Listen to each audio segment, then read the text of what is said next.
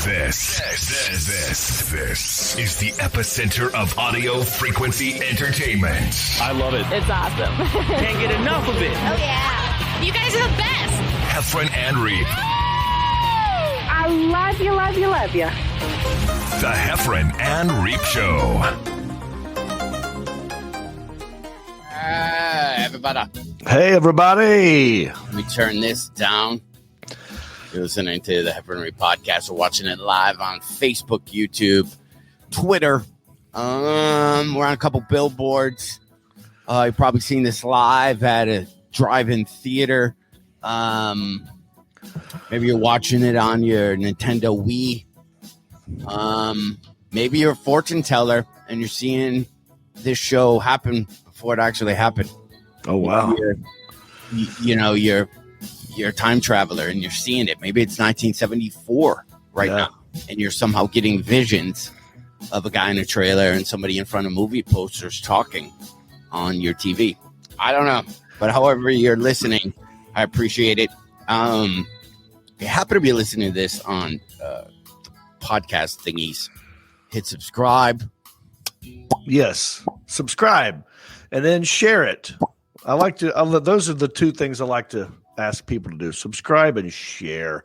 Like if you're watching live right now, there's probably a little arrow at the bottom right corner of your screen that points to the right, and if you click that and share this with somebody else, we can grow this thing. And we're going to play games, and we got lots to catch up on. Me and Heffron, we're back at it, dude. We're back on the road.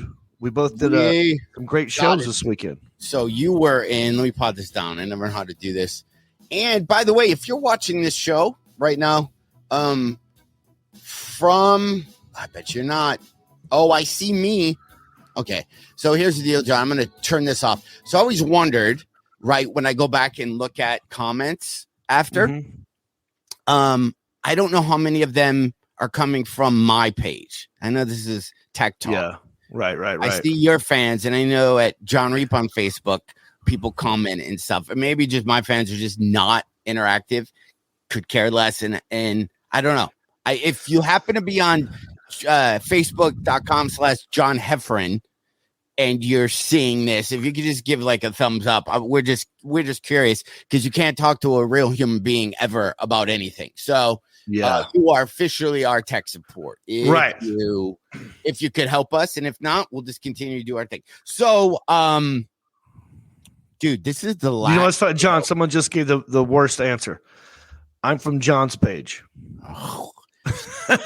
But she did spell Jon, so I'm assuming that she meant my page.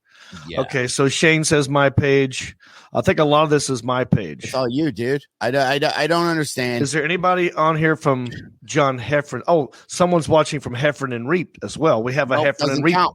Yeah, there's three options, but the thing is, wait, Victoria, thumbs up. Tracy. Oh, there you go. You got some people on your page. Give me a thumbs up because you're actually on. Okay, if you're on, hold on. Now I got to. If you're on anything, okay, we get if you're watching it from anything else. The question is, are you watching it from John? Hi, Wendy. Okay, good. So let's move on, John. I appreciate everybody. Thank you for your tech help. Yes. You will be rewarded because a little bit later we're going to play Jon Reeps or Heffron and Reeps. We get that. That's what we're getting. And Ross says whatever pops up on Facebook that nobody's helping. Nobody's helping this. Do you think you could, do you think from us knowing each other, let's say you were, I don't know, in a building, right? And you had to defuse a bomb. And I had the answers though.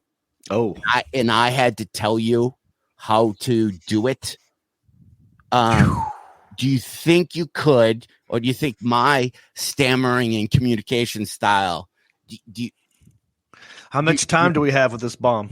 I don't know. Is it on a timer? What standard? 24 bombs about to go off, and you pull in your car and you run in. How usually people have 6 minutes, right?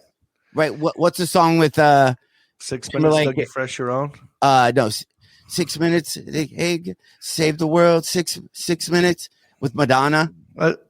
Do you know what song that is? Oh, I don't know that one. I didn't know if you were doing the 6 minutes. Dougie Fresh, your own. I don't want to play it because we'll get flagged on YouTube.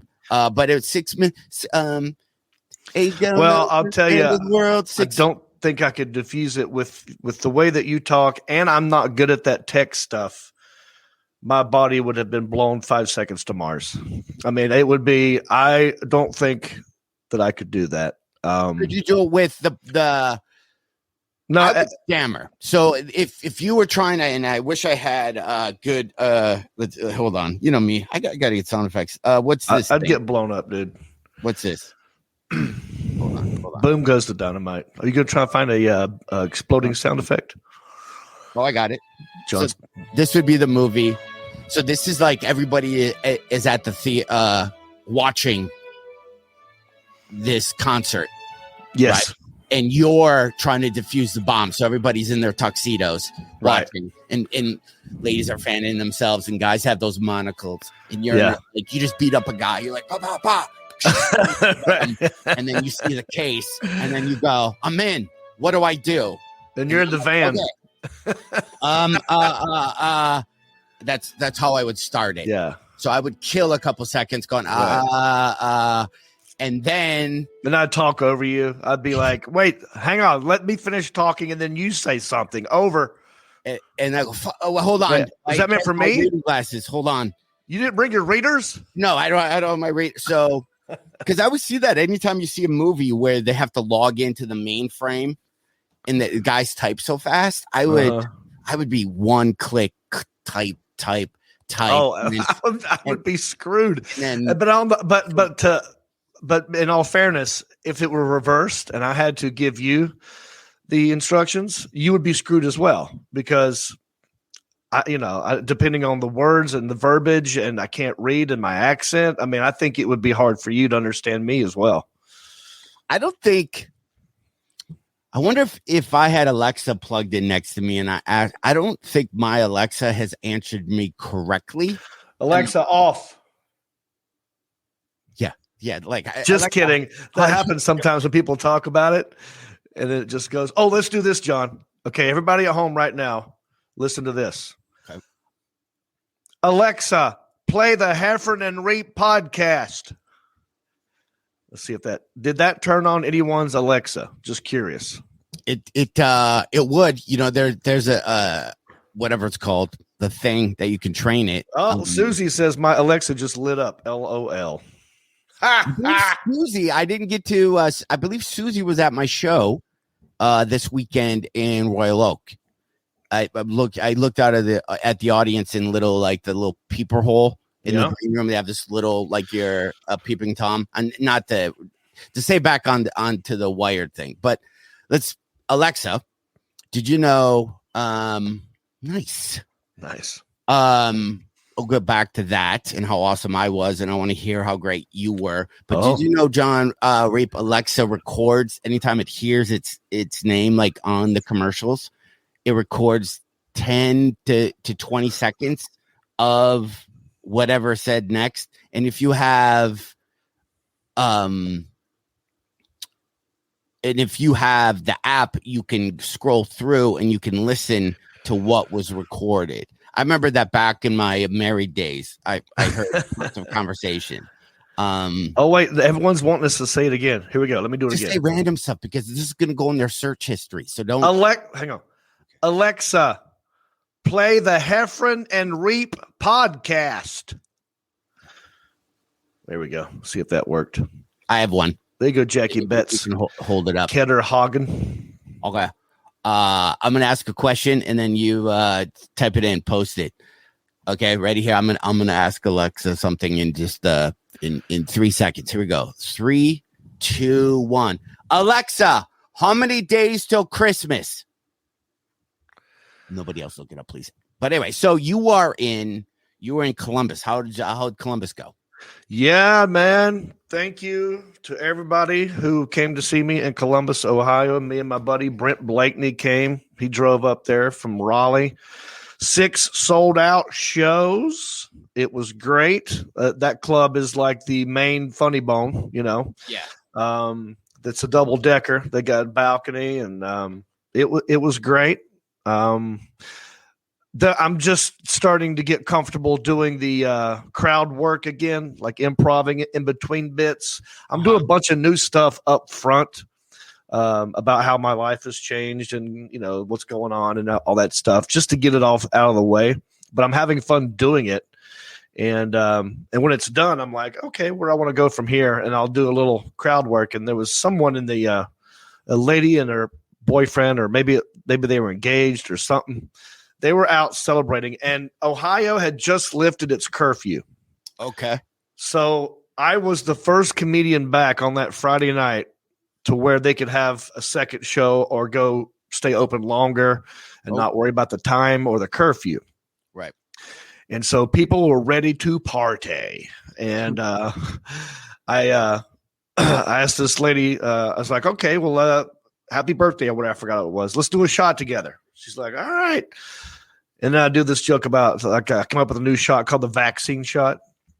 And it's 151 alcohol, tequila, and then a little drop of Lysol. It's the vaccine shot.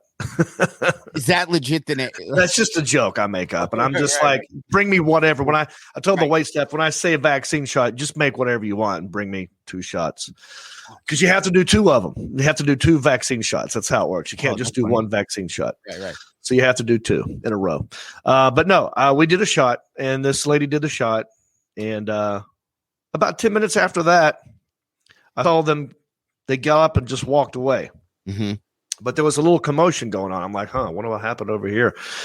And I was like, was it something I said, you know? And I kind of walked over there to that area and asking people around them, like, what's going on over here? What happened?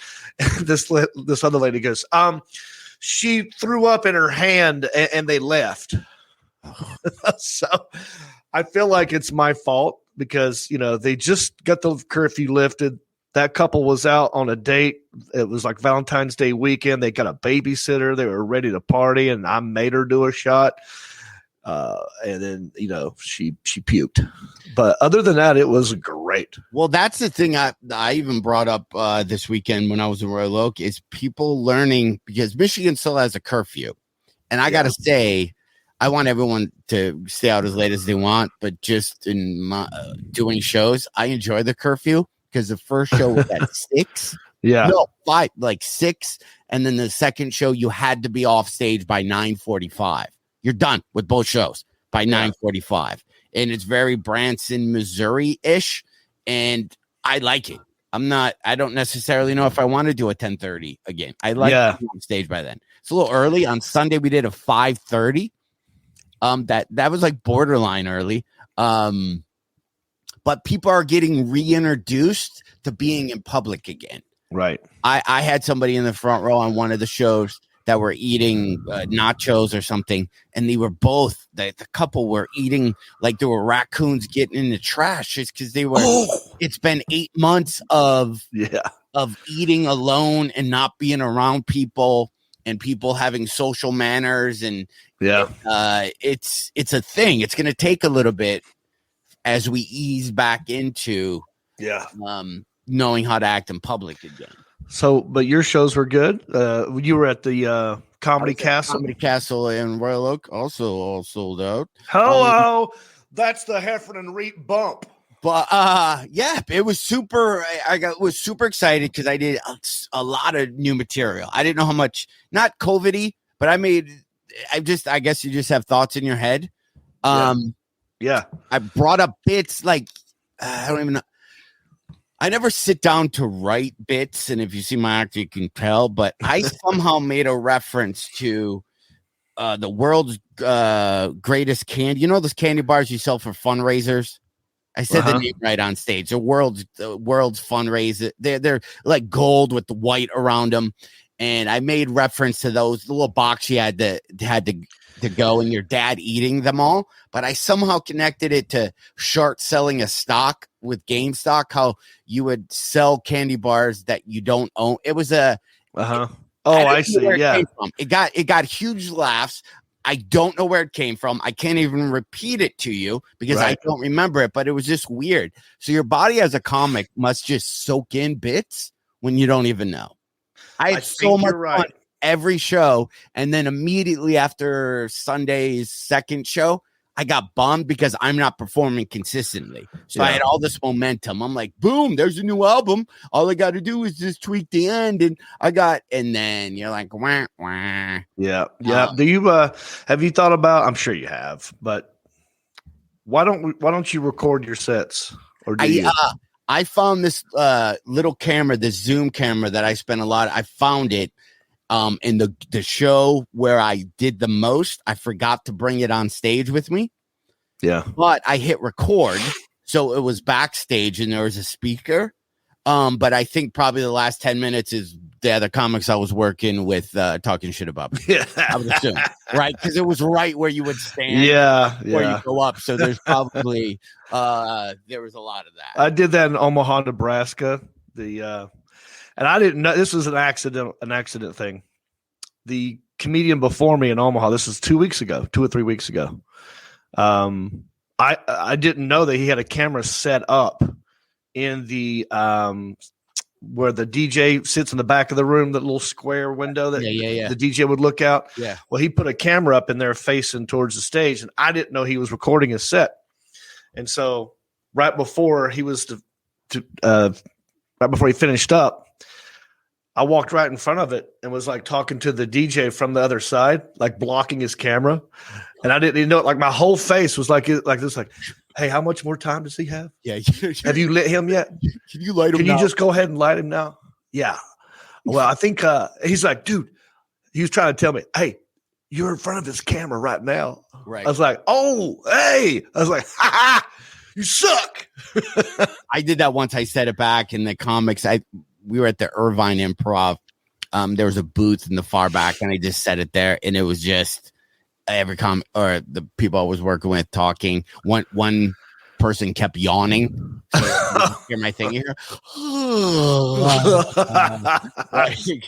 Just the whole, you know, that's busted more people than. So, dude, have you been on? Thank you, Andrew Ramirez. Yes, I will be in Hyenas. Fort Worth coming up. Sorry, John. I just saw a comment about Hyenas. I'm going to be in Dallas, Fort Worth pretty soon, and then before that, I'll be in Memphis. Okay, go ahead. I done what? What club in Memphis? Oh, it's I've never been there before. It's a place called Lafayette's Music Room. Mm-hmm. Never been. I'm doing a Wednesday night. 2 shows on a Wednesday night in Memphis.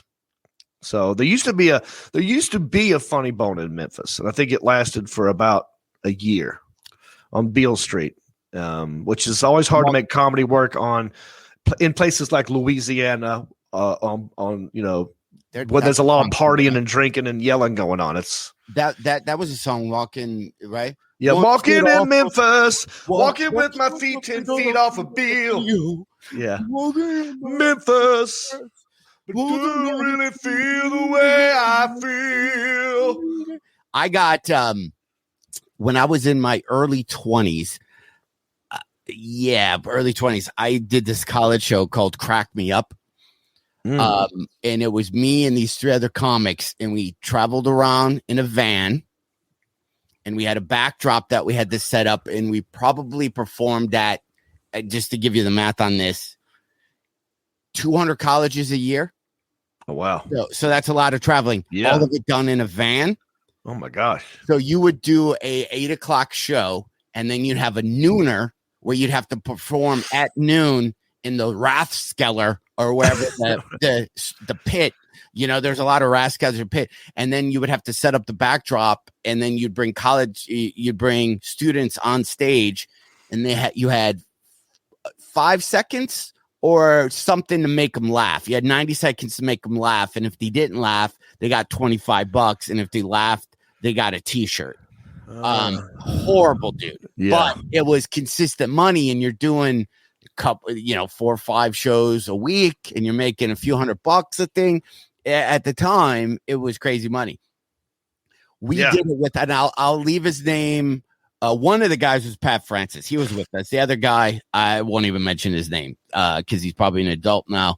But him and Pat just didn't get along. And we had a van that I rented from Enterprise that we drove around in. We pull into Memphis, and they were arguing. They were arguing pretty bad because you had to pay for gas. You had to put $20 in. Yeah. That's how we did it. And when it was, you drove for 250 miles, and then every 250 miles you rotated and you paid $20 in gas. All right. So he asked me, can I borrow $20? I don't have any more cash on me. And I gave him $20. And then then it's my turn to drive. I'm like, we went through gas pretty quick.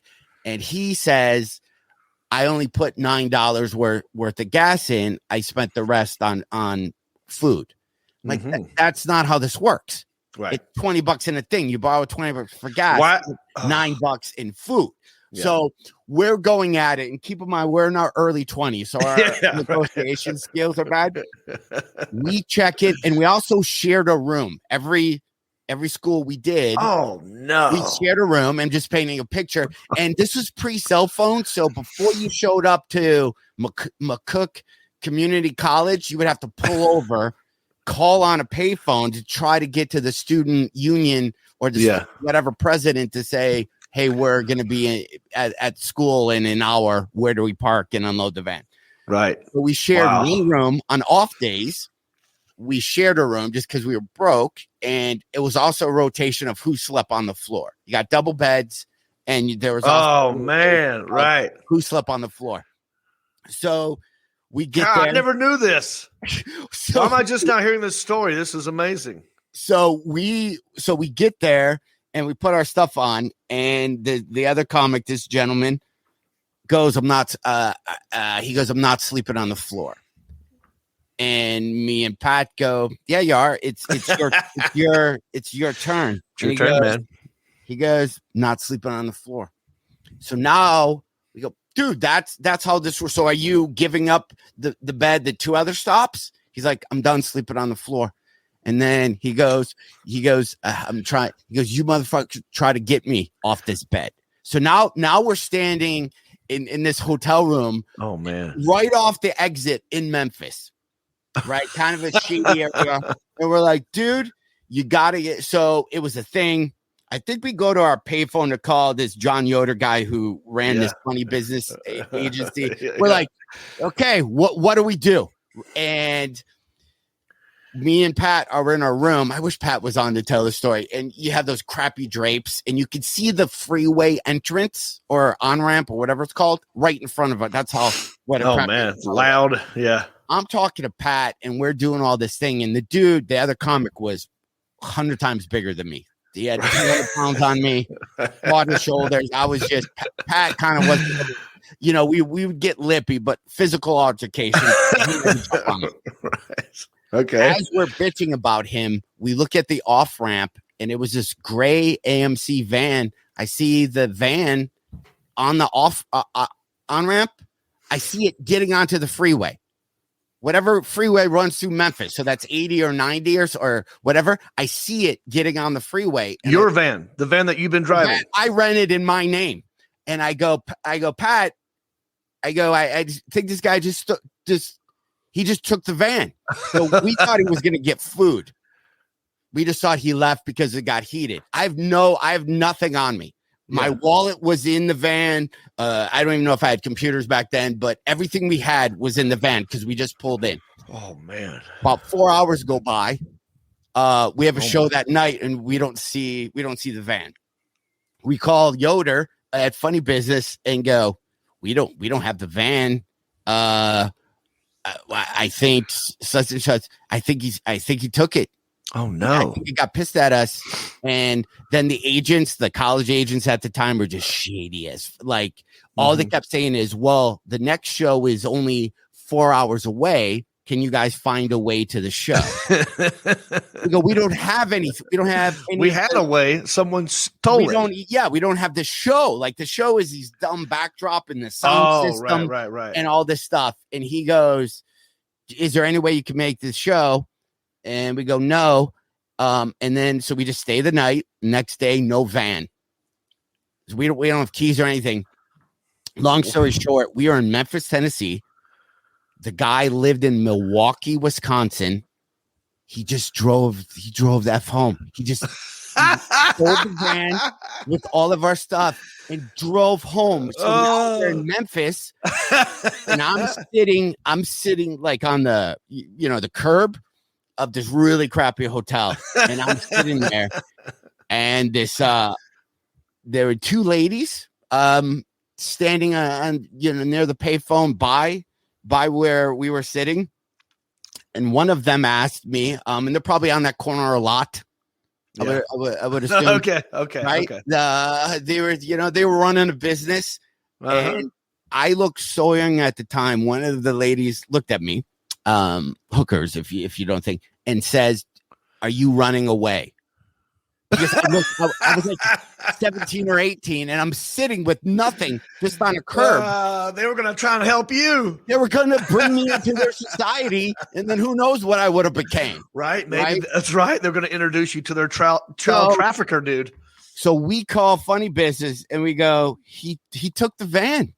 The van's stolen, and it's in my name. If he does anything, you know how that was back when you had to pay per mile. Remember? Oh, yeah. Those are some packages you could get. Yeah. Yeah. If you went over or you didn't get the insurance. So we had to get Western Union money because I had none. Pat's wallet might have been in there too, if I remember correctly. Wow. We had to jump on a train. So we had to buy train tickets, Amtrak tickets to take a train from Memphis to Chicago. That's where me and Pat Francis lived. Right. Pat looked at me as we're buying tickets, and we have no ID. We have no cash. Somehow we got enough money for the thing. He goes, "I'm not stopping in Chicago." I go, "What are we going to do?" He's like, "We're taking the train to Milwaukee. We're getting the van back." So, no, I'm like, I don't even like, wait a minute, man. We got to go make money. Or now we're going where that guy lives. You're going to his turf. Like, do we stop in Chicago and grab some other Chicago comics and then drive up? Get on the Dan Ryan go. So we stop, we go, we take a train all the way up. And that's I could be off on this. I remember sleeping on the train. So maybe a 15-hour, 16-hour train ride. Oh my God. With no money for food or anything, just livid. So the whole way up, we're just like, how are we going to kill this guy? Like we were plotting. Yeah. We were so pissed because in the song was "We're stranded in Memphis." We kept making parody songs. Oh, right. And I'm stranded in Memphis. Two hookers asked us if I was a runaway. Right. So then we get all the way up there, and we get to this guy's house, and now I'm a little, this is gonna go bad. I don't see this. He has all our stuff. Pat beats on the door, the screen, just like that. And I'll not forget, Pat's wearing, I don't know if you know Pat Francis, he's got a great podcast called Rock Solid. He was wearing a bandana. He was a couple years older. He wore a bandana. Side note, if you're following the story about Pat, you know how I said we drive and you drive 250 miles? Yeah, take turns. So Pat, somehow the speedometer of the van was busted. It was the one that clicked, not digital, right? Okay, yeah. How old I am. Yeah. If he found out if you pounded on the steering wheel, it would advance. The mile counter was broken. Okay. So he could up the miles by hitting the thing. So every time he drove for his 250 miles, he would play the drums the whole time. And we'd always go, "This is good. We're trying to sleep." And he would do that so his time would get done quicker. So Pat was doing that? He was doing that so he wouldn't have to drive the full 250 miles. He cheated. What? So the fact that he even discovered that's amazing. So he goes and he pounds on the door, and I'm standing there. I was kind of in it with him. And this guy opens up his screen door and put his hands out like this and just dropped the keys into Pat's hand and slammed the door. And then we got back in the van, drove it all the way back to Chicago. Well, from Milwaukee. That's maybe an hour, half 2 hours, depending on traffic. We call Yoder and say, "We got the van back." And he goes, "Good. I got you. You're doing a nooner somewhere in Illinois tomorrow at noon." Oh my gosh. So then we go and we drive that tour. I can't believe I might want a podcast have to have people who did that tour with us on. Yes. Because we got ran out of a college. We got ran out of a city. We got McCook, Nebraska. We got ran out of there, like old school. Wait, before you tell this, are we done with the van story? Because I have questions, and I don't want you to proceed until I get to ask my question. Now I'm just moving on. I wish, go on. I'm going to try to do something while you're asking. Only because I was watching the comment section. Hang on. When the pandemic is over, I proposed a Heffron and Reep van tour. Yes, we're too old for a van tour. I mean, it would have to be a RV tour, and both of us have our own RV. All right, number one, sharing a room, always tough. I've had to do that a couple of times. Especially with people you don't know. But when you're 20s, it doesn't matter. Sleeping on the floor, no bueno. And someone was asking because they were from the area that you said this other guy was from. What was it? Detroit? No. No. Yeah, I'm not. I'm so like no, we're not going to say his name. But is he still doing comedy? I don't know. I lost track of him that day. So we don't even know. And you haven't seen him on TV or in movies or anything like that? I don't think so. Okay. But again, we were younger men. Have heard you tell you. He was a bigger dude. And I was fresh coming out of South Iron, so I didn't have my street cred. Yeah, this sounds like a great movie. You could write this as a screenplay, John. I mean, we're too old to do it now, but you could write that and get some young comics to be in it that are like up and coming. It'd be hilarious, dude. We would do. So I can't believe the guy stole the van. Was he a big dude? Like, was he like fat, overweight? Like, because sometimes you can't get comfortable if you're overweight on the floor. No, definitely. If I remember correctly, definitely not overweight. Okay. We were all young and what's the word? Virile. Yeah. I love the balls on him though. Just like I'm taking the van. Like F you got like I don't remember if that's ghosting and Grand Theft Auto at the same time. Dude, I saw when we were sitting in the shitty hotel, just seeing the gray. I still have the image of just that Astro van. Just see it driving away, heading north, going, I don't even know. But that tour, dude, this crack map tour, a bunch of other comics, Jimmy Pardo did it before I did it. You would have a curtain and you'd sit down. Imagine like a 20-year-old, you'd have to sit in a chair and then you'd be backstage with the mic on. Okay, Jon Reep. Who's coming out was what we'd always say, and you'd have to come out as a character. So literally, we had so many. Some of them were so. We get busted now. You couldn't do them. I'll tell you, this is it's not. What's the thing when you make politically incorrect? Yeah. There's some, and I'm not now looking back, but we were 20. I didn't know. One was called Dr. Quam. Okay. All right. You see, this is go bad on us. And you would come out and we would do the bad kung fu lip reading. Yeah. So somebody would talk backstage and it wouldn't sync up with. Right. But it was like the old Bruce Lee kung fu movies. Sure. But it's completely like, even when I think of it, I apologize for that. That's funny. I didn't realize. Then I would do book report guy and the thing, who's coming out? Guy who's giving a book report on a book he didn't read. And then I'd walk out and I would just go, okay, my report is about the guy. Literally, these are 20-something-year-olds, me being one of them, right, that just wanted $25. Yeah, and if they laughed, you gave them a free T-shirt. That was the shittiest T-shirt. Like, if you put it on, you could see your nipples. Like, it was just a bad carnival T-shirt. Yeah. But McCook, Nebraska. Oh, that's when you got ran out of. Yeah, so we do a community like we did so many community college. Pat, we got kicked out of what's the big Mormons? I have so many of these stories. There's tons of them. Brigham Young. Yeah, BYU. Yeah, okay. So Pat had an earring in, Just like not even just one little one earring in one ear. It was early 90s, right? Yeah. And we walk in to do the show, and the student activities person goes, you have shorts on to Pat, and you got to take your earring out to do the show. And Pat goes, I'm not taking out my earring. And the student activities person, the UAC, goes, you have to. And he's like, I'm not, you can't make me. I believe in your fake cult. Or he said something like that. Right? So they go, you're done. And I think security people even came. So Pat goes, Pat goes, you guys are doing the show by yourself, and just leaves. He just goes.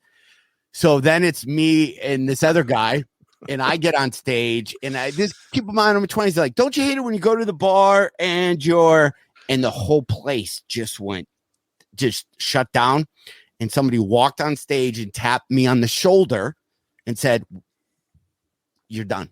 I'm like, I literally said, don't you hate it when you go to the bar? And I think I'm going to be like, and you're talking to a girl, and they go, we don't go to bars. We don't, you're done. Oh my gosh.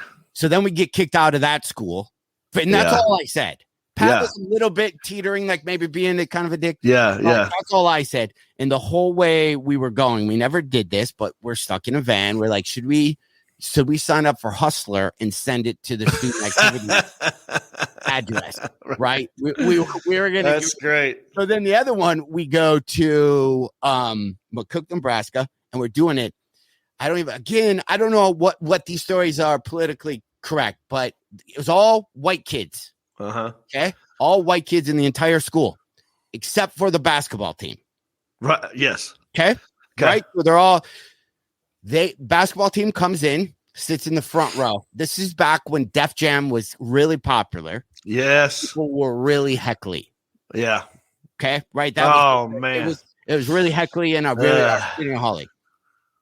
I get up and I said something to the crowd of, do you guys check in with because none of the students were laughing at stuff. I mean, I was doing roommate material. My stuff I knew was funny, but I was eating it.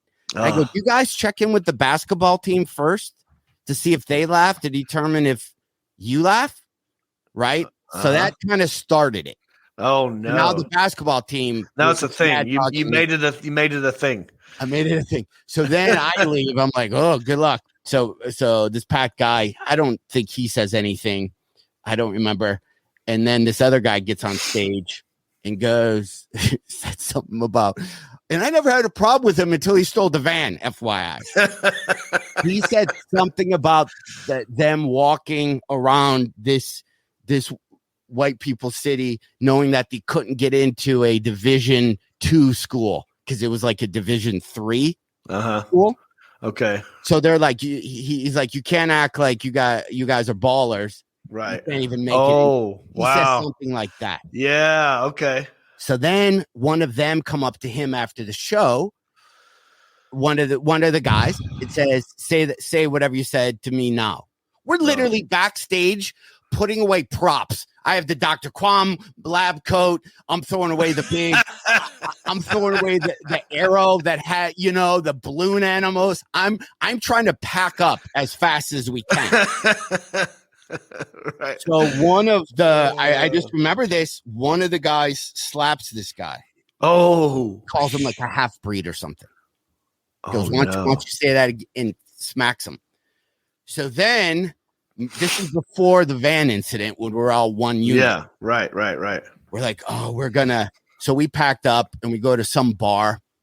It's like one of just those real rinky dinky. I mean, look up McCook, Nebraska. Just look up a real, like, what's the Slits, that beer that had the pull tabs?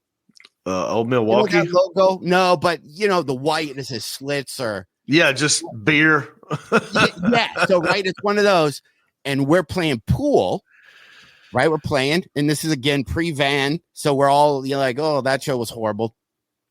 One of the basketball players comes in and sits down at this high top, right by the pool table. Wow. And I'm playing, and I look, and it's just him.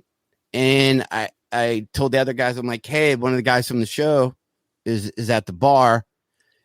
And then there was 5 And then there was probably 11.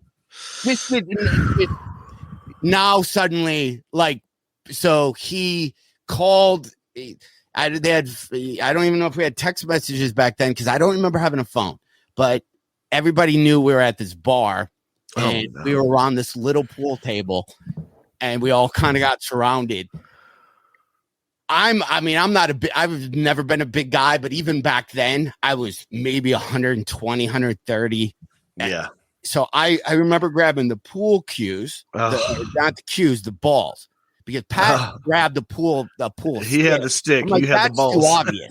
I'm gonna hold it in my hand, and I'm just going to, I'm smashing the first person, and then I looked at the height. I'm not kidding you, the height of the pool table to see at any point if I could crawl under there. Right? Because we're about to go Roadhouse, it's about to, right. And I was looking for the exits. And I'm how do we get out of here? The bartender walks over to us and says, if I were you guys, I'd leave right now. Mm-hmm. And I said, do we have a tab or something? I remember having this, and he's like, it's on me. You guys probably should just go. Get out of here. All he said. And he goes, you guys. And he said, just like the movies, you have 5 minutes. Nobody's gonna do anything. And all of a sudden that song's give me 3 steps, mister, give me 3 steps. So there was this lady in like a half tank top, like a black with like shredded, like midriff. What are those? I guess shirt. Like a mesh, like an old tight football jersey. No, it was like a t-shirt that like she cut. I remember this like a half shirt. Yeah, half shirt, and then she had acid wash jeans. And she looks over to me in just a gravelly voice and goes, "I don't know what you said to them, but them boys sure are pissed." And that was the last thing I heard as we're leaving. The did you have to sneak out the back? Right out the back. The bartender, everybody turned on. Like even they turned and you go. I forgot what they said. So we jump in the van, and the first kid who came in the room and sat at the high top and saw that we were playing pool goes, "You guys are at the Days Inn." Oh, literally. No, he knew where you were staying. There was one hotel in the entire thing. So we come whipping in with the van. We're like that, pull in. We have some of our stuff, still in the hotel. I remember packing, like you have the window, like crawling so my head was never above the window, grabbing the stuff, and we threw everything into the van, and we backed out, and we took off. Shit. And I'll never forget, every time I'm around cornfields now and where I live now, there's a lot. You're on a road that's cutting through cornfields in Nebraska before you got on the freeway. There's just one road, no driveways. Nothing. No exits, just you and a road. We're driving, and we just looked out of the rearview mirror, and then we saw 2 or 3 cars, just the headlights. Oh my god! Just coming. then we finally get to the freeway, and we just took off. And then, like the next day, I think Pat called the president of the college, going, "You might want to check your basketball team scholarship or something," because we were. They were going to kill you. It was scary. They were more mad at the other kids. He really went after him, but that was. They were going to kill him, and you would have had to, because it was pre-van theft. You would have had to stick up for him. Yeah, my god! That Jackie Betts says, "I had no idea the comedy scene was so dangerous." It can be. Obviously, I've never heard this story before. This is great. Many. I'll try to get some of these people. Like, I'm leaving out. If Pat was on here, he'd say the person's name in 2 seconds and give a link. But I'm not here to read. Yeah, you don't want to rehash that. Dude. I haven't talked to the guy in 30 years. And his view of it may be completely different. Right. I don't know what escalate. I remember not sleeping on the floor. I remember loaning $20, and it's a kid move. Like we all. Would have done that, but God, the show you had to. This is pre-Twitter. I don't have to keep preferencing how back in time it was. So if you had a show at 7:00 at the Student Union, they had no way of letting their students know that you're doing this Crack Me Up show. So you had to do a thing called a teaser, where you'd walk around the cafeteria of the students studying, right? Everyone's got their highlighter and they're going through their books, and you'd have to walk up to them and go, "Excuse me." And you'd be two girls studying your bio, or a group of guys are like, "Hey, we're comedians. we're doing the Crack Me Up show at 7:00 at the blah, blah, blah. $25 if you win." And they were and then you'd go from table to table. Yeah. And then it was called a teaser. So it was like tweeting, telling people about your show way before it. I had to do, there's no way I can top. I'm not even going to attempt to top what I just heard, but I can say, like, yeah, I know the feeling of that, because I did a lot of college gigs before I got it. It's kind of the college gigs is what got me to be a headliner, because I really only had about 35, 40 minutes of material. But the fact that you don't have that extra 20 and you get up there and you try to make 20 out of nothing, it kind of helps you learn to be a better crowd work, improv kind of comic, as well as your bits. Anyway, I had to do that. The worst one for me, not dangerous, but just sucked, was I was paid to do 2 shows at a technical institute. Right. A nooner, and then come back at 8 p.m. that same night. I said, not to interrupt, I would do. Now I'm thinking about Crack Me Up. You'd see Technical Institute on your what show you're doing. You're just like, oh no, right. It's not even a college. It's not a university. Yeah. It's not even a college. Yeah. It's a technical institute, and that's okay. But look, in terms of performing, not always the best crowds, but especially at noon. So my first show is at noon. And I walk into the show is in the cafeteria, and they got a tiny little stage set up, and they're just people eating, because that's where you eat at lunch, not because they're there to see a comedy show. Mm-hmm. Anyway, I get there. The lady who hired me, she gave me a check for both shows. She goes, "I'm going to pay you now. This is for the noon show and the 8:00 show. You better come back." Like I was going to leave with the check, and like your buddy's still a man and drive all the way back home with my check. But I was like, yeah, I'm coming back. I got nowhere else to go. So anyway, I do my show at noon, and I survived it. It was okay. Mm-hmm. The 50 to 75 people that were watching it, I give myself a 7 out of 10. It was okay. Right. And then I'm like, well, okay, I'm going to go back to my room for a little bit, get some food, and I'll come back at 8:00. I come back at 8:00. Now, mind you, this is a technical institute. No one lives on campus. There is no student housing. Everyone just goes home. Yeah. And so I go back at noon to the cafeteria, and since no one lives there, there's no one there unless they're going to a night class. Anyway, in the cafeteria, there are 4 people. 4 people, and they're not even sitting with each other. They're spread out. They don't know each other. Right. And I walk in there, and I see the microphone is now unplugged, and I'm like, I wonder what's going on here. So I'm kind of waiting around for that lady because she kind of introduced me the first time. She goes, "Okay, everybody, it's your comedian tonight." Right. So I'm waiting for her. I don't see her. Like 10 minutes goes by. It's like now it's 8:10. I'm like, maybe I'm not having to do the show. But now I'm feeling guilty because all I hear in my head is, "You better come back," because she paid me. She already paid me for the show I haven't done. Right. So it's kind of killing me. So now I walk around the Technical Institute. It took me about 7 minutes to go to every office. Right. And I found her office, and she was in there. I was like, "Hey, I'm back. I'm here for the second show." And she's like, "Second show? That's right.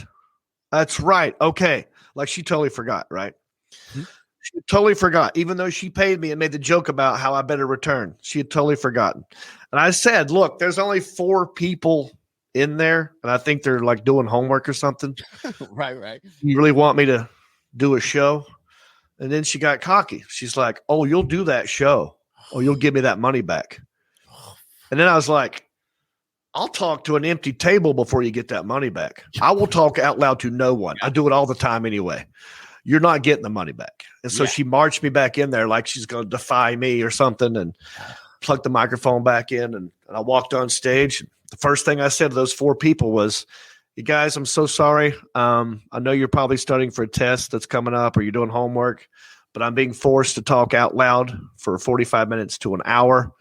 If you want to go somewhere else, I won't be offended, but I'm going to be here for about 45 minutes talking out loud. And and then it kind of turned into something kind of neat. Now, Right. I didn't get horrible after that, but it was just weird that I had to do a show for 4 people. And I started doing improv. I had a wireless microphone so I could walk table to table, and talk Right. to them. And at one point, I convinced them that there were some people coming into the cafeteria to buy a soda from a vending machine. And I convinced them that, do you remember how vending machines used to talk? Like they had, like right when that technology came out, a vending machine would say, please insert $1. Like it would tell you sometimes. Right. So it was right around that era. And I was pretending to be the vending machine when new people would walk in. So I kind of made a fun, I made lemonade out of the lemons, Right. but I remember it being weird. That lady, like totally calling, like thinking I was going to run off with the check and never come back. I did the show. I'm gonna call somebody randomly, dude, that we can think that did the show with me. I'm gonna ask him. I don't know if he'll answer. I did a show for the UAC, the student activities person, and their assistant because nobody showed up to the show, and they said, "Well, you can either not get paid or perform for us," and we did it for them. So I'm gonna call. While you're calling people, let me plug some stuff while you're calling. Well, I have to give them okay. But if you talk, go ahead. Oh, I didn't know if you needed some time to prep. No, I'm just going to call it, and I'm going to tell them we're on.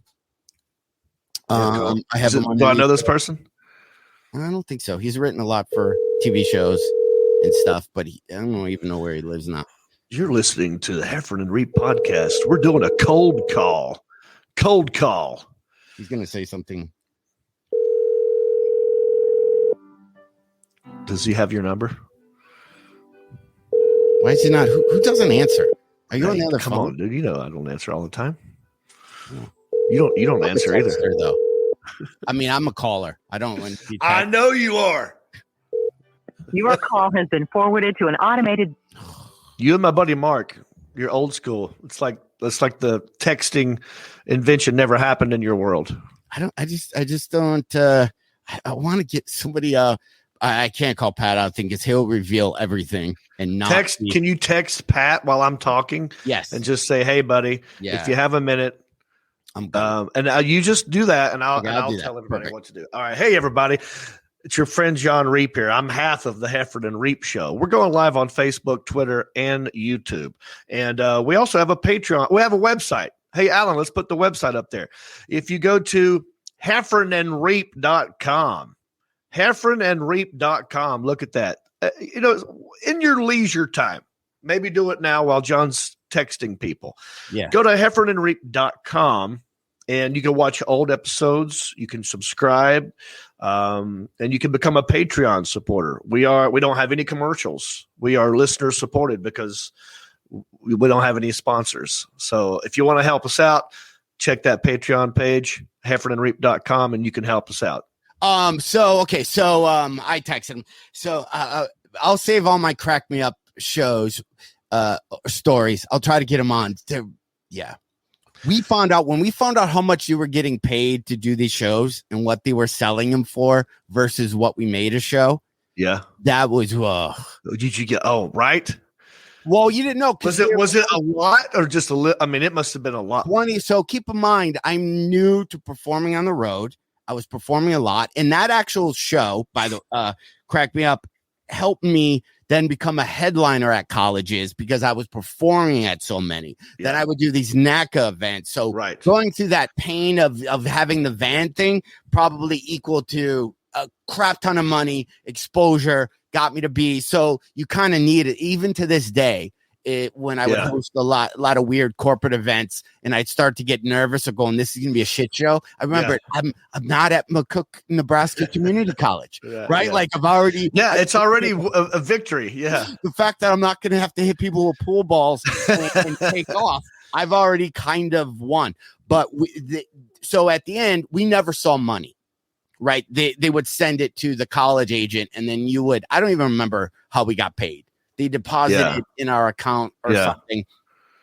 There were 3 of us on the show. If you were road manager, quote unquote, in charge of the van or you booked a hotel room or whatever, I think you got paid, ready? $175 a show. Okay. And if you weren't a road manager, you got paid $150. Now, some of you, I have to put this all in perspective. If you're like, what, you only did an hour's work for $175? No, you're not even close. You would drive for 20 hours or 15 to do, right? So there's more there. And you'd only do 3 or 4 shows a week. So now you're making $300 for and it's not even the money part of it. Let me say this. College gigs, you could make a lot of money as a no-name comedian in the college world because and it all boils down to a budget. These colleges have a budget. Yeah.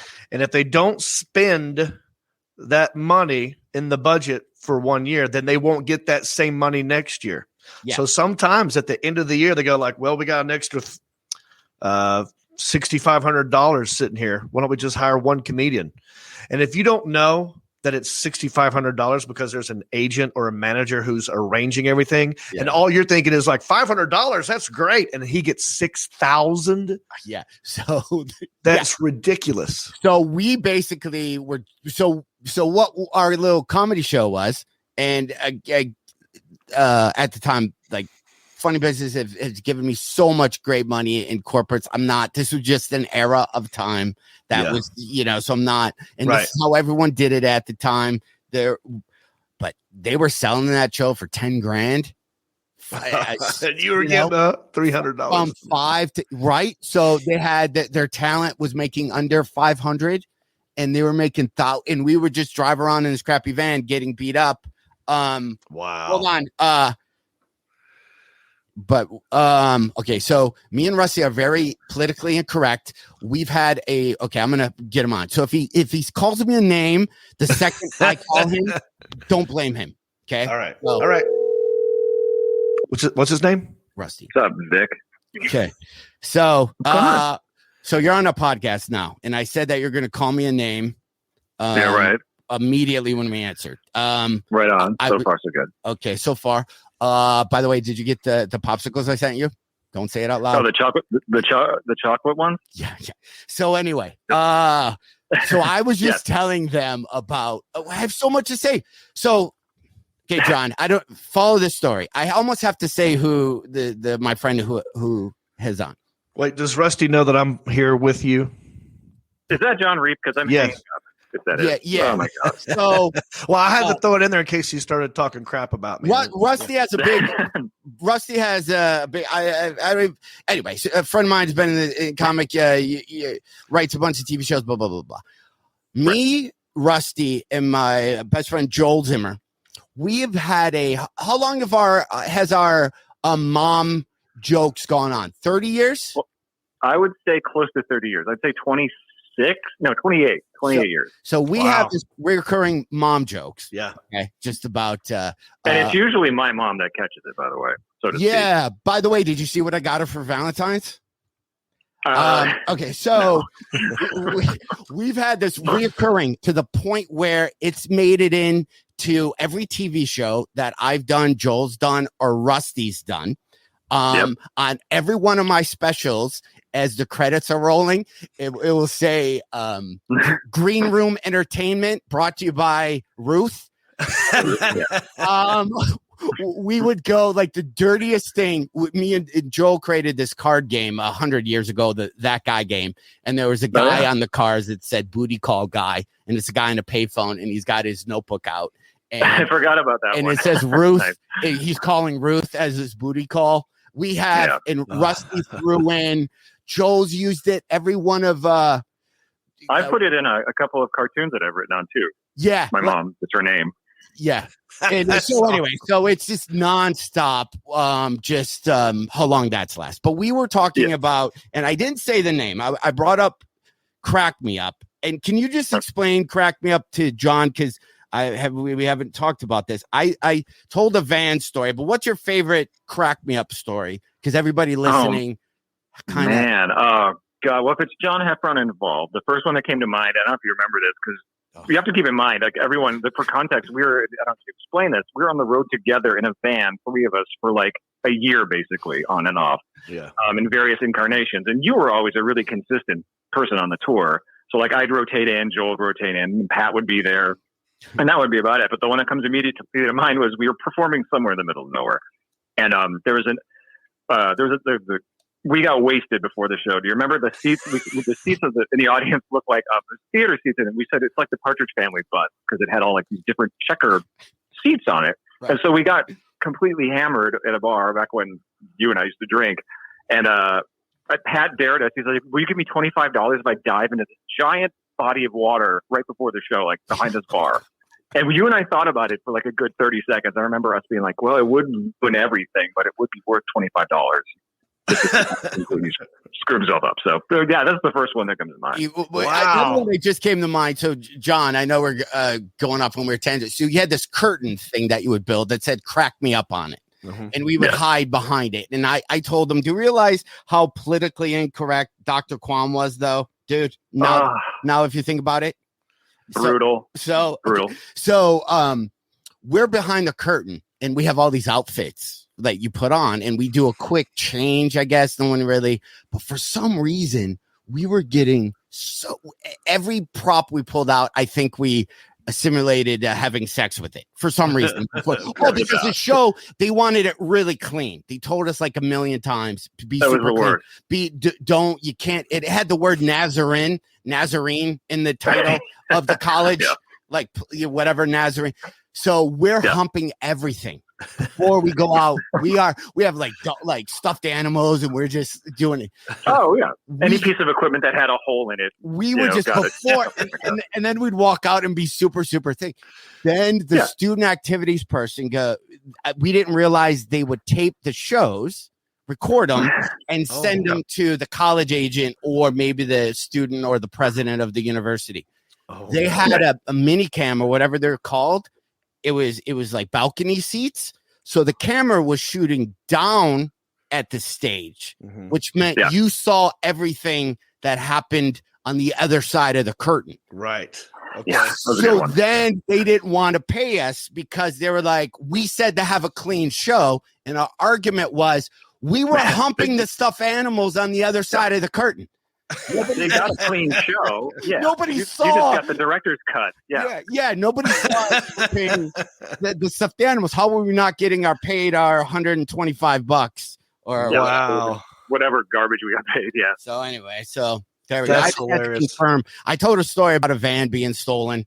In driving back. I think I know which story that is. Yeah, so I just told that story. I left out names. I thought I wouldn't call Pat because Pat would say the name immediately, and absolutely, and instead of give out his Instagram handle and everything else too. Yeah. So all right, Rusty, you want to say anything to your mom? She's been next to me the whole time. She's working the board. I figured. Well, I didn't know if she was going to be listening, or is that what you call it, working the board now? Yeah. Okay. Yeah. She's associated. Yeah. Let's just say I'm on your mom's Patreon page. Yeah. Appreciate that. Yeah. We're just promoting the McGarry legacy. Thanks a lot there, John. All right, bud. I hope you're well. We'll talk soon. I'll talk to you later. If I'll leave a note on your kitchen table. You know where it is. Yeah. And if you have to keep Reep, you hang on to him for a while. I know you texted me a few weeks ago and said you were thinking of dumping him, but I feel like he has something. All right. I love you, Rusty. So many more. Where does Rusty live? He used to, what he used to do is write all the VH1s behind the music.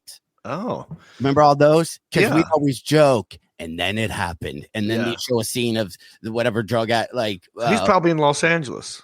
Moved out. I think he maybe lived by you, and I think he just got out of LA. In Studio City? Does a lot of at the time he might be somewhere on the East Coast now, or West Coast, but he does a lot of cartoons. Like a lot of cartoons you see on Adult Swim and stuff. He writes for a lot of that. But we put in his mom's name and that's awesome that you guys have had that ongoing Easter egg of a joke for 28 years. Oh, I would bring it up anytime I did TV, like those noon TV shows. Yeah. Where afternoon Grand Rapids or something. Yeah. I'd always bring up a bit where I'd go, but my travel companion, my road manager, Ruth, we like to check out. We would say the name so much. Yeah. It's even in my book. I dedicated. It's just like we just. That's awesome. We do it to each other. When my mom passed, Rusty goes, "How long are we supposed to wait?" Before we're allowed to keep your mom, because my mom passed away. So he's like, "Are we allowed to?" Well, at least he asked first, huh? Yeah, he's like, "Are we allowed to do this?" And I'm like, "Yeah, that's not I can't bow out of the game just because." He's like, "Okay, right. Good. Just I'll tell you what I put in the casket." He said something so brutal, but you need as a comic, you need that sometimes. So yeah. All rules are off when it's comedians together. You know what I mean? Yeah. All bets are off. That's great, dude. So when I go to Memphis, I don't think any of that's going to happen. The hottest that I've ever felt any temperature ever was in Memphis, Tennessee, a long time ago, when they did have an improv there or a funny bone. And I walked to the club from the condo that I was staying at, and I took a shower. I was fixing my hair. I was looking all prim and proper. Put my deodorant on and everything, and I walked maybe 3 blocks. And by the time I got to the club, it looked like I had physically jumped into a body of water and came out. It was that humid and hot. And people, I mean, you're on Beale Street. It's a party atmosphere. It's like Mardi Gras. People are walking around drinking these big beers and screaming and showing their boobs and throwing beads at each other. And it's not a kind of atmosphere for stand-up comedy where you're supposed to be quiet and listen to some other guy talk for an hour, you know? So it was horrible. But I remember one night, it was like a Wednesday night show, and I forgot who the other comics were, but all 3 of us were like, let's just have fun. I mean, this venue is not the greatest. We know it's going down. Why don't we have fun amongst ourselves? And so we made a thing. We said, all right, the MC starts this. When you walk on stage, kind of stumble a little bit, but make it look believable. Right. Don't fall down, but just kind of stumble and catch yourself, and then look back at something like there was something you tripped on. And then the feature act did the same thing, but step it up a little bit more. And then by the time the headliner gets up there, it'll be a bigger one, right? Right. And so the first guy gets up and he does a little stumble and kind of looked at me, oh, hey, all right. And then he does his set. Brings up the feature act. He comes on, does whoa, like almost falls down, catches himself on the stool. It's like, damn, I didn't see that there. And then it's my turn, and I run up there, and I've got a full drink in my hand, and I run and I stumble and just went, ah! And I threw the drink across the room, and you heard it go like that. I mean, there was no one over there. The crowd was maybe 10 people spread out. And it was just that kind of a weekend. So when I think of areas like Memphis or Baton Rouge, Louisiana, or New Orleans, I'm like, that's why comedy doesn't, like a club doesn't last there very long. Yeah. When you were telling that story, I was thinking of, that's why I miss being on the road. When I was younger, I would do more fun things, I guess. But at the St. Louis Funny Bone, there was a tchotchke store. Yeah. Where that Funny Bone is, there used to be a lot of bars and stuff in that, wherever the Funny Bone is now, it's probably all just for lease. Right. But there was a thing that sold cards and bumper stickers. So me and the other comics went, and you spun the bumper sticker thing that spun. Yeah. You stopped it. And whatever bumper sticker you grabbed, you had to use that phrase in your act. Oh, and cool. We had to buy 10, or we bought 5 or 10 of those whatever bumper stickers, and then you'd have to sell them as merch after your show. That's awesome. So you didn't know what you were gonna get. And I remember I'm 30, maybe late 20s, and mine was, my grandkids think I'm an ATM. Is it fit nowhere in my act? That's great. And you would just have to do, because that's when everybody had catchphrases. Yeah. And sell, and then we all had tables spread out with, bumper stickers and stuff. I bet you sold a couple too. Yeah, 100%. We used to play another one where, if you lost the bet, whatever the bet was, you'd have to write on a piece of paper, and that had to be the first thing out of your mouth. right when you got on stage was what was on the paper. Oh, and it automatically started. If you lost, you would start in a hole because it was usually you'd piss off some group that was in the crowd. Yeah.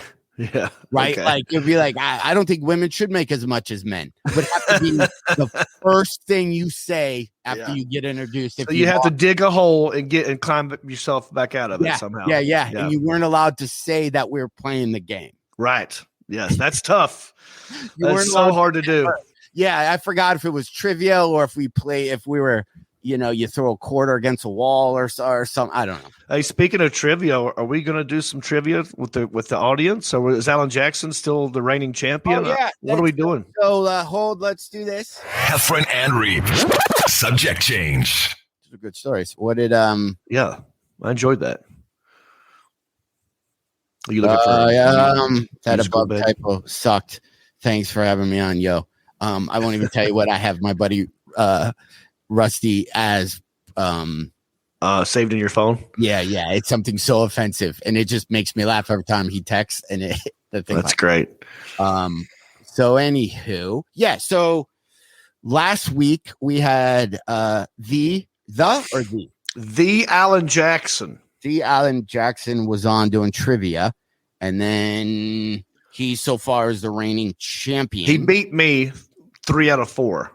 3 out of 4 of the trivia questions. So he is the reigning. I lost one. Wait a second. I could be wrong about that. Maybe he won 4 out of 4. So I don't. I really don't remember. I think I got some right before you went on to. Like I went first and I got 3. 1 or 2. Yeah. And then once he found his footing, then he came on. And then you're right. That's what it is scary when Alan just slides in like that out of nowhere, just like we're in trouble. Like, oh, yeah. Well, we have. I grabbed 5 more before 5. If you want to end the show on trivia, Alan, okay. You want to go against John again? Well, actually, I have prepared a statement to read. Oh, wow! Do that, please. So this is big.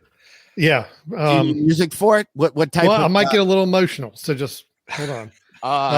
I have.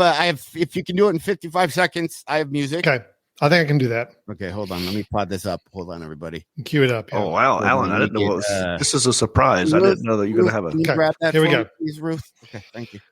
All right. Go. I love the game of trivia. As a kid, I always dreamed of beating Jon Reep in 80s and 90s trivia. It means the world to me that I got to do this just last week. But as I evaluate priorities in my life, I realize that there are some things that are more important to me than trivia.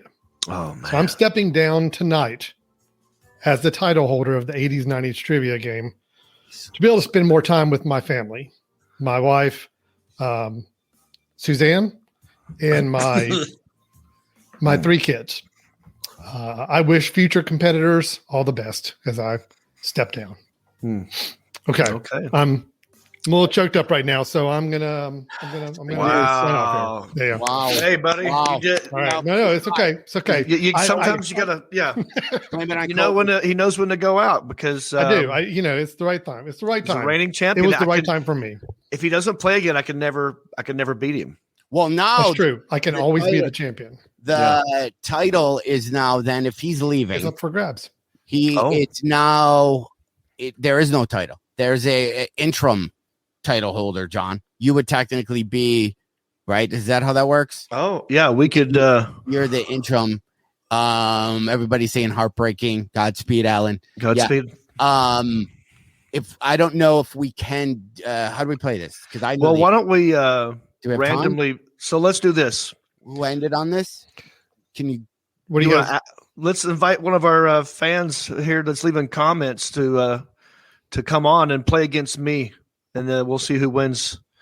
If I will be the new champion, or if we'll have another new champion. That's maybe it's Peter Vedhoven, maybe it's Stacy, maybe it's Michael. All these people that I can see leaving comments. I mean, does anybody want to play against me? If you want to play, just say yes right now in the comments section. If you type in the word yes, Yeah. And I can't get everybody in, but I'm going to try to hit a few people and see who I can get in. Okay. Yeah. Because it's a little bit of a thing.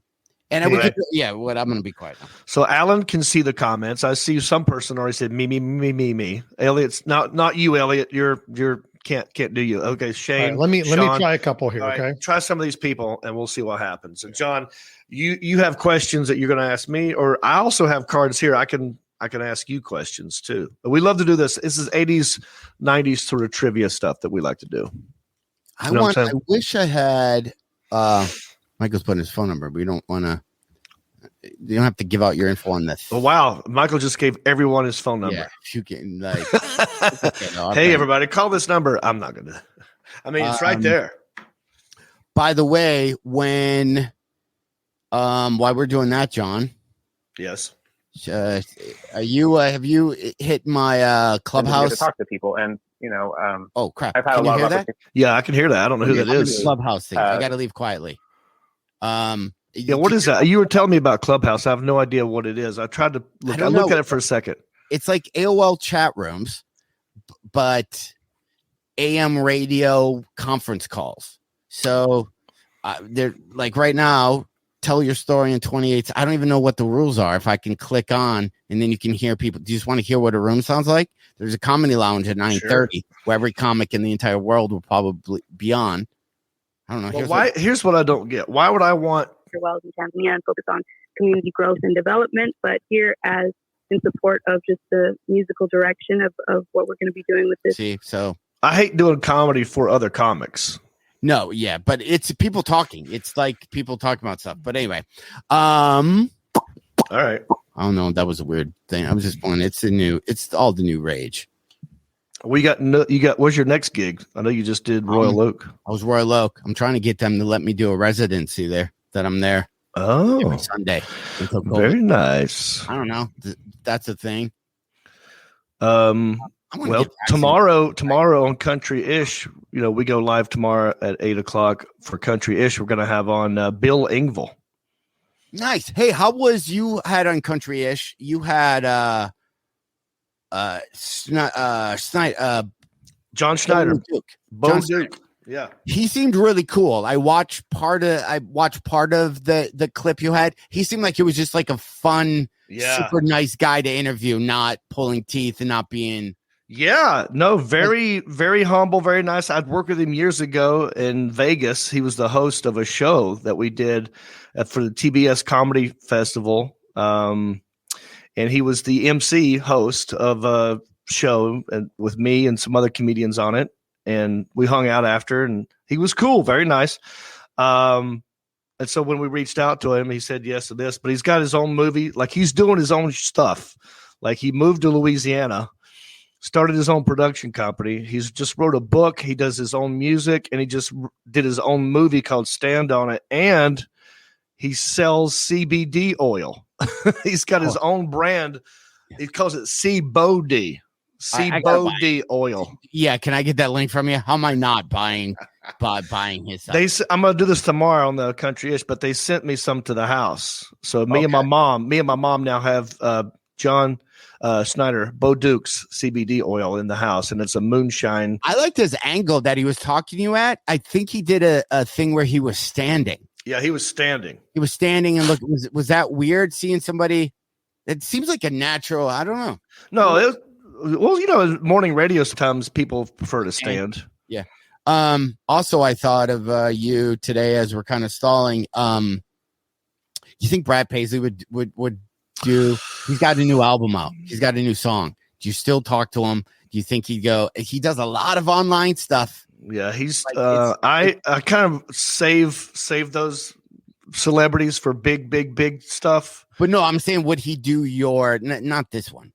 We got. No, I'm just saying. I've already asked him to be a part of Hickory. Hey, the Alan Jackson's here. Be cool. Hey. So we have back. What? Sorry, I got a couple people that want to. Nothing happened movie career wise, so you're back. Okay. Yeah, I tested the waters. I put my toe in the water. All right, it didn't work out, so I'm back. No, I've got a competitor or two. If you guys want to play, I only have 3 questions or 5, so we'll just do. Okay. So we'll figure it out. I've got 1 queued up and maybe 2, and I'm working video on or audio. There'll be video. Do you have that video guest thing? Because I spent $15 on that. Oh yeah, sure. Hold on, I can do that. Okay. Hold on just a second, then we'll bring somebody in. Okay. Oh, sweet. I'm nervous.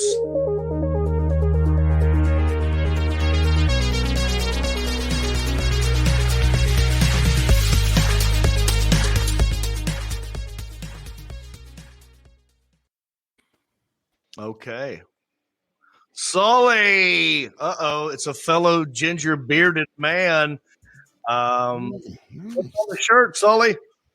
It's a Pat McAfee shirt. Hang on. It says allegedly. Oh, dude. Have you seen that documentary on him? No. I don't even know. Sully, have you seen the documentary on McAfee? Most likely. I've pretty much seen everything he's done. I've been a fan since he was in college at WVU. Wait, are we talking about the same guy? Who are you talking about? He was a kicker for the Colts. He's pretty much a sports broadcaster now. I don't think we're talking about the same person. I'm talking about a whole different. I was talking about McAfee, the guy who invented the antivirus software, who was a crazy rich billionaire who went off to some crazy island. I haven't seen it. I've heard stories. Yeah. Okay. All right. Good to have you, Sully. How are you? Delightful. Perfect. That's nice when people say delightful. Whenever you ask people, hey, how you doing? They'll be like, I'm okay. I'm fine. And then they go into why their life sucks. I like delightful. Yeah. Right? Automatically, I'm in a good mood because he's like, my life's delightful. And not only is this why wouldn't it be delightful if you're the guy who landed a plane in the Hudson River? What? He's done 3 movies with my name. All right. So, Sully, last week, I don't know if you listened. I just bought a game that we just make it up. And how do I even play this game? I'm just going to ask you a simple question, and then there's a little twist at the end, and whoever gets it first. And there's only 5 questions. It'll be super easy. Right, John? John, do we buzz in by saying our name? How did we do it last time? I think you asked me a series of 4. No, we did. I asked one question, and then you and the guy who no longer wants to do it, maybe I won't even say his name ever again, would say the names. And then I would have to just use the honor system and guess. So hey, as a heads up, guys, so we've got, there's like 3 people that can play that are kind of queued up. So if you want to spread some questions out between them and see who comes out best, you could do that. Wait, spread. So say that to me again. Just remember defusing the bomb, John, in the thing. So there are 3 people. I only have 5 questions. I have a whole deck, I guess. Yeah, you got a whole deck. Okay, so I see what you're doing. Okay, good. Everybody that's in the waiting room, just kind of hang in. We'll get you there in a minute. So, John, this is going to be a thing. Maybe we'll have a tourney. Maybe we'll do if there's 3 people. Okay, here's what's going to happen, John. I'm going to ask you guys. I need good music. Hold on. Let me do this. Okay. Hold on. No. Hold on. Here we go. Okay, so here's what I'm going to do. I'm going to ask Jon Reep and Sully 5 questions. Whoever wins best out of 5 is going to move on to the next round. There's no prizes at the end of this. Jon Reep, if you lose, we'll keep Sully on. And I believe with this StreamYard thing, we can bring the next person on, and then you become a host, John. Oh, okay? I see. So that way we're not losing, and we'll just round robin it. Sully, we're making this up as we go. I apologize for the unprofessionalism. So no say your name, either John or Sully. Jon Reep, you be John. Sully, you be Sully. And I will ask a question, and you just say, okay? Here we go. Name something that makes a sound containing the letter X. John. Sully. Telephone. Shit. Wait a second. Alan, can you jump in? I need a ref. John said it, but he said that Sully's name. Said Sully's name. He technically did say Sully's name, so I think Sully should get first guess. So it goes to Sully then. Yeah. John put his foot out of bounds. I hit the wrong buzzer. Sully with the steal, something that makes a sound containing the letter X. I'll give you 5 seconds. Xylophone. Boom. Sully with the win on the misstep from Jon Reep. Sully coming in. Sully winning 1 versus 0 right now. Here's the next question. Name a crime Do not say the first one you think of, FYI. Name a crime that contains an R. Do not say the first thing. John. Okay. Rape. What did I say? That's not the first one. Robbery came to my mind first, and I moved on to rape. You can't say that. That's not a fun. Solid. That was the first one I thought of. Okay, no, you win. I didn't know it was in your head. Okay, that's a weird. My last name is Reep. It sounds very close to rape. Okay, Okay, we're moving on. Okay. I don't know. It's 1-1. Wally, that one. That's I got to go with the crowd on that one, but I don't know. I kind of think it should be okay. Here's the next one. Something. Hold on. Okay, we're gonna go this one. We're gonna go this indie rock. Here we go, everybody. I'm gonna change how my voice is. Something that fits in your hand, containing an H. Something that fits in your hand, containing an H. Sully. Wait, you have to. If you have to say your name, you have to say the answer almost. I don't. Immediately. The first thing came to mind was heroin. Oh my God. Heroin. Okay.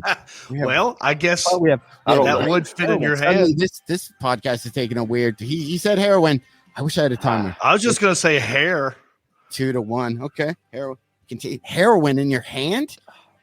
Hair dryer.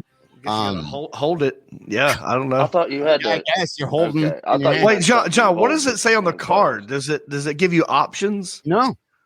Okay, so this is just whatever. Okay. The game is called Splurt, and you're supposed to like blurt, but it's Splurt. Got it. All right. So what is it? It's now a Rorschach test for the both of you. It's 2-1. Okay. I'm switching up. Let's go ukulele music. That's my bad. Change your. It's good. It's okay. Say. Here we go. I know. Okay. Name an herb or herb. Name an herb or spice containing a Y. Herb or spice containing a Y. You have 5 seconds. Reap. Sully. No. Sully. All right, go ahead. Yarrow root. What? Yarrow root. Is that a real thing? The Alan Jackson. Could you please Google yarrow root? I was going to say curry because there is a Y in curry. Alan, you're involved more in this game than if you would have just committed to answering the 5 questions. Is there a yarrow? Should we just give it to Sully? Yeah. There's a yarrow root. He's right. He's got it. Let's give it to Sully. It's 3-1. So this is this'll that's best out of 5. He won. No. You have 3 plus 1 is 4 minus 5. 1 left. Oh, okay. I see what you're saying. I see. Right. But he already won because it's 3 out of 5, right? Okay, I'm gonna save that. So let's we'll just keep this chugging along. Sully moves into the next round. Want me to go trivia or want me to go the same game? Jon Reep. Now that you're now you are a guest host. Well, if I'm hosting, I've got different cards over here. I don't have what you have. So you host then. All right. Okay. So let's. So we bring somebody else in. Yeah, what are we doing? Music, John. Sure. So you're saying you're gonna Sully can stay against the next person. Stay there, Sully. Oh, got it. The world is just getting snowed on and roads suck, so everyone's just at home and we'll figure it out. So, all right. Do you need music, John? Sure. All right. We got I'm in. It's Lethea. All right. How are you? All right. Say hello to Sully. Hi, Sully. Howdy. Sully waved at you. He's thinking about heroin right now. I guess, yeah. I thought that was funny. All right. So, John, I'm hosting this one. All right. So, Letha, here's how you play it. If you think you know the answer, when you buzz in, you just say your name. Just say Letha. Okay. Sully, you know what to do. Try not to say the other person's name. That's where I screwed up in the beginning. Okay. And what I've got is these little trivia cards from the 80s and 90s. Okay. Got it. And I'm just going to read one. And if you think you know the answer, buzz in with your name. Here we go. What was the first home computer to use a graphical user interface? Lethea. I'm going to say Apple. She's correct. Released by Apple in 1980. It's called Lisa, and it was released by Apple in 1983. Okay, she's right. All right, so that's 1-0. What is the name of Anthony Hopkins' character in Silence of the Lambs? With you, Hannibal Lecter. Wow, Sully, you're getting smoked, dude. All right. Let's just move it on. I know we got people on hold. Sully, you better put the pipe down and get ready. Maybe chug a 5-hour energy drink. Here we go. Which artist had hits like Too Legit to Quit and You Can't Touch This? Lethea. It's MC Hammer. All right. Wow, smoke There show. you go. All right. So say goodbye to Sully and keep Lethea in here. Appreciate it. Take Bye, care. Sully. Good luck with everything. We'll probably Enjoyed it, Buzz. Thanks for calling in. Thanks for zooming in, Sully. Better luck next time. Yeah, I appreciate that, though. All right, Letha. Where are you zooming in from, Letha? I'm in Lufkin, Texas. We got snow. Where, Texas? Are you guys used to snow? Lufkin, between Dallas and Houston, kind of on Highway 59. Oh, I'm coming to Fort Worth pretty soon. That's awesome. Do you know where SFA is? Stephen F. Boston, Nacogdoches, Texas. No, I've heard of Nacogdoches. Yes. I'm near there. All right. You know what I like about you calling in is your Blair Witch filter you got going on. Oh my God! What? Just I hope not. moving around. Just because it's moving around a bunch. It's moving around. It's a very shaky. I'm sorry. No, I'm kidding. I'm kidding. I'm getting nauseous, but I'm kidding. Yeah. Do you have a tripod or anything you can leave the camera on? No, it's okay. I'm sorry, I don't. No, you don't have to be sorry about anything. So John, we're bringing the next person. Oh no! It's over now. John, you want to take over? John, it's your turn to do questions. Yeah, I'm sorry. What was your name? I just keep saying I'm in. Is all Letha? I'm Lethea. I've been talking to you guys for a while. Yeah, she's always on here watching. I'm also a Lithia. Lethea. Yep. Okay, so perfect. Kind of like a Nirvana song, Lithium. Maybe. Yeah, there's also a thing on satellite that's Lithium channel on Sirius XM. Yeah. Okay, so let me find this. What's this one? Nature? What is this? Well, first of all, John, I think you might need to apologize to Shane Flint. Why? I mean, this is the guy that you said you were going to do a Zoom crashing thing for, and you never followed up on it. And I said on Country-ish that it's your fault. You know, I wait for you. It's Heffron and Reep, but Reep owns 51% of this. Well, Shane, Heffron doesn't text me back. I mean, like, he'll call and not leave voicemails, and I don't know what it was referring to. And then I'll text him, and he'll text me back with like buzzes and weird. He can't spell, so it fell through the cracks. Shane, I get it. All right, here we go. John's fault. All right, here we go, Shane. I like looking in people's background. I'm just looking at your cupboard, Shane. At the decoration, the stack cups on the back. Is that something you're? You're married, Shane, right? That's the Starbucks cups from around the world. My wife collects them. Whoa! You know what they look like? Those stuff are they paper or are they mugs? They're real mugs. That's really cool. I didn't without my reading glasses. I didn't know if you took one of those carnival balls and you threw it and you tried to knock them down. Yeah. Have you ever been hit with like a Nerf gun or anything like that? No. As you can see, Letha, Shane does not mess around. The guy calls in is 100% strictly business. He's ready to take the title away from Letha. Small talk. Probably not. Break it down. Seems pretty dangerous. He's in game mode. Bring it, Shane. Bring it. Yeah, all right, let's go. All those military, like he's hopped up on some type of mental mind drug that only the government knows about right now. It's not released to the public to make his eye acuity better. So here we go, everybody. You know what I'm saying? I don't know. Is that a word? Okay, here we go. Both of you, just say your name. You know, a body part containing an F. Shane. With you. Face.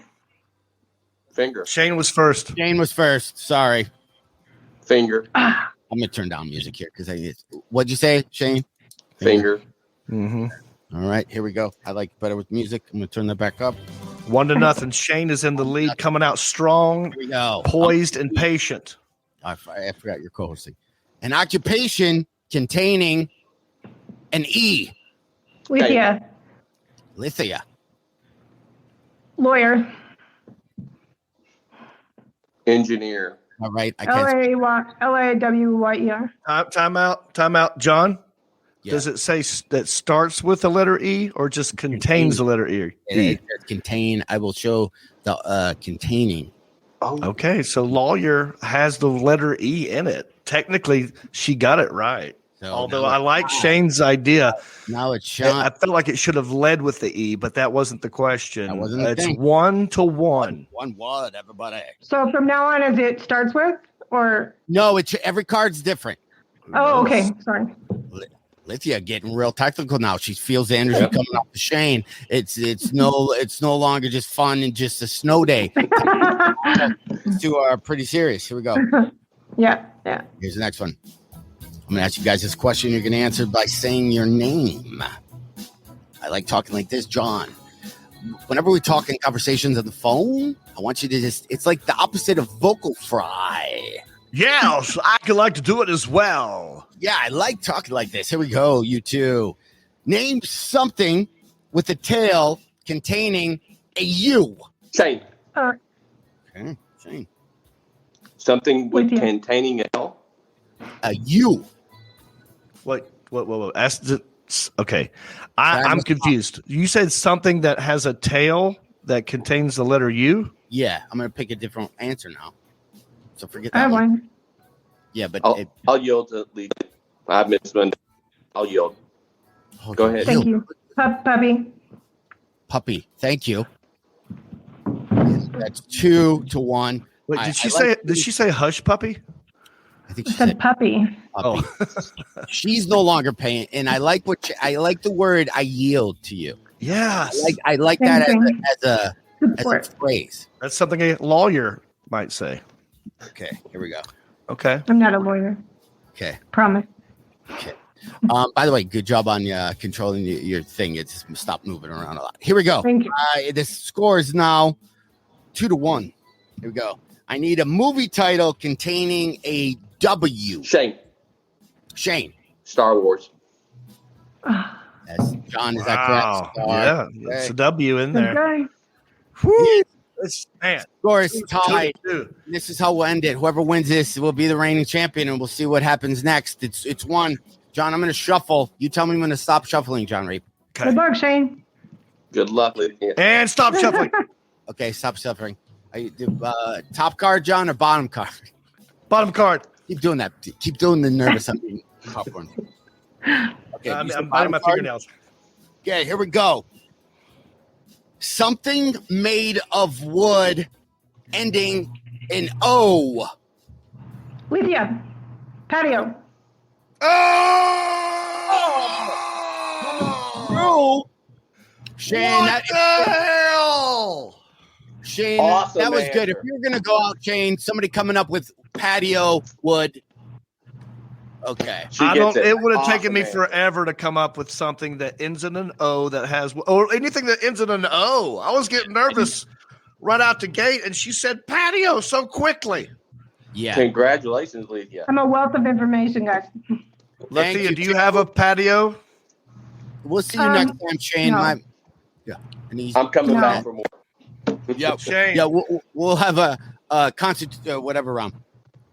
All right, everybody. Well, thank you for playing. I Well, wish we had got one gifts, more. but, we'll We figure it out. got one last one. One last Lethea, person. good luck. Be safe out there with the snow. No, hey, hold on. We got one last person.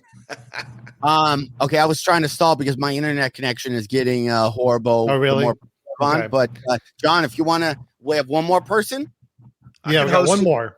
I The last one we had in the room. I'll host Okay. it. All right. So we do one last round here. So Okay, it's here we go. Lethea versus I've been saying it wrong. Sean. What's up, buddy? This is a little intimidating seeing what she just did. Hi, Sean. I see you're wearing an orange shirt. You're not zooming in from I prison, went are to you? high school with them. We don't talk about what happened at lunchroom back at Southline High. It's something we don't Look talk at these about. guys behind me. But he's wearing the us. same outfit as Harold and Kumar, which is in Guantanamo Bay. I wore it especially for you. You know, I was laying in bed and just had to throw something on real quick. Nice. All right. The Southline Liners. Well, Lithia, I gotta say, just being our high school wording in our fight song was what was it? I'm loyal to you, SLH. Something SLH. So keeping a pledge that I would sing, I have to bow out of hosting this because I what's it called when if you're an attorney you have to bias. Conflict of interest, you're biased. Just because of the past, I know this person from the past, so I have to bow out. So I'll just I wish you the best of luck. Sean, you know how to play. I'm going to read a question. You buzz in by saying your name, and the first name that I hear gets to answer the question. This we're going to go best out of 3 or best out of 5? Well, best out of 3. Best out of 3. Here we go. We have to end this. All right. Nobody puts baby in the corner is a line from what movie? Sean. Yeah, Dirty Dancing. I heard Sean first. Yeah, Dirty Dancing. Oh, you got to make sure that I call on you before you say give the answer. But both you guys were neck and neck. I'm just telling you, I heard Sean first. Okay, it's not over. It's not over, Lithia. Here we go. Okay. All right. Who were the 2 wisecracking old guys in the balcony of the Muppet Show? Was it? This is okay, Lithia. Waldorf and Stadler, something like that. Wow! Get out of here. Yeah, she's exactly right. And let me just also, I feel like I should give her more points because I was going to give you multiple choice, and you didn't even let me. No, I know my Muppets, man. That's pretty impressive. That's impressive. 1-1. Mm-hmm. Let's see how this next one goes. This is for the championship. What European country got to the finals in both FIFA World Cups in the 80s, but failed to win? Sean. Yes, Sean. Brazil. Safe bet, usually. It's incorrect. No, it's not a European country. Lithia? Oh, European. Lithia, you have for the win. Lithia, you have SLH. I don't know, but I'll try Spain, maybe. I don't know. Right. This is a weird question. Both of you got it wrong. It was West Germany. So let's go on. We're going to go to the next question. What did NASA's Pathfinder spacecraft do in 1997? Sean. Yes. Go to Mars? Was that correct? Yep. Landed on Mars. That's exactly right. All right.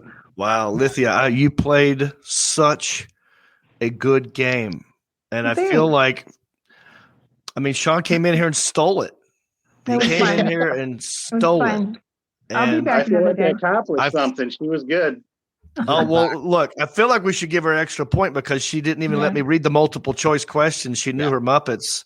She'll be an all-star. We'll keep her name on the list for, something. We have nothing to give anybody. This was our first time trying. Yeah, this is straight up shout out street cred as your reward right here. This is all you get.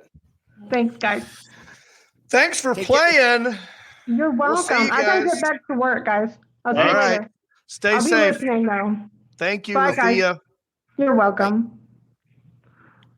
Bicycle. See you later. All right. Take care, Sean. We'll see you. We'll drive around. Oh, he just bailed. That's it. Yeah. Yeah, he's a dude. He's in that guy, huh? Goodbye. The conversation's done. He just hangs up. Like it. That's what you do. That's your move, dude. I must be. You don't say goodbye. You just hang up. Just like and I'm done. So. All right, dude. All right. Yeah, we got to finish. Told stories. We played games. Yeah, this was great, dude. I really, really loved your stories. I feel like we could do a whole segment just on road stories. But I know a lot of podcasts do that, and they do it because they're interesting. You know, I really liked hearing that. Yeah. Yeah. I was going to tell you, I'll save that. I'll tease our next episode. Okay. Okay. Another college road story next week from me. Almost the exact opposite of your story. This is a success. This is a awesome time that I had. Perfect. Yeah, Hey, at an all female college. Whoa, look at that teaser. Thanks for listening. If however you did, go to heffronandreep.com. I have a text number, Jon Reep, I want to talk to you about next time. I'm paying for this service. I have a way, maybe people can do trivia that they can text us, but I just don't know. I've paid for the number. It's this new thing, but I don't know what to do with it. So we'll talk about that. Okay. All that stuff, right? Go to things, Instagram, blah, blah, blah, blah, blah.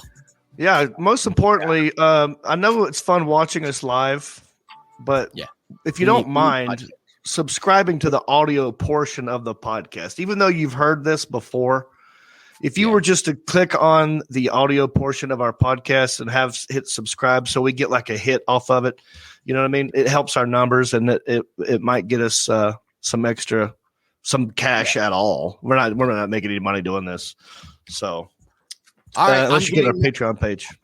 Yeah. So thank you so much, everybody. Be safe out there with the snow and wherever you're at. We appreciate you. That is your take us out, Rick. I'm losing my tooth, Jon. I get my tooth pulled tomorrow. I didn't even say this is the last show. This is the last show with this original face of 50 and a half years. I will be a different person the next show because my baby tooth that I've had in my mouth since I was a baby is gone tomorrow morning at 8:15. Save it so you can give it to Ruth. All right, take us out, Rick Sanford III. Oh, yeah, baby. You know what time it is. It's time for it. You've been listening to the smooth sounds of Heffron and Reep. The show is over, but come back next week, same Reep time, same Heffron channel, for more comedy conversations, music, age, church, and the life and times of the quarantine comedian. Always expect the unexpected, and who knows where the conversations will go. And as always, remember to rate, review, subscribe, and share. Peace.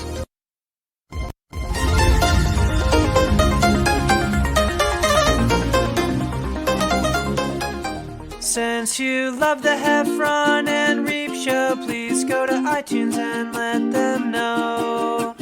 Rank the show and leave a comment. We don't care what you write, you know. They Heffron and Reep have low self-esteem, so please validate them by ranking them and making them seen. So no matter what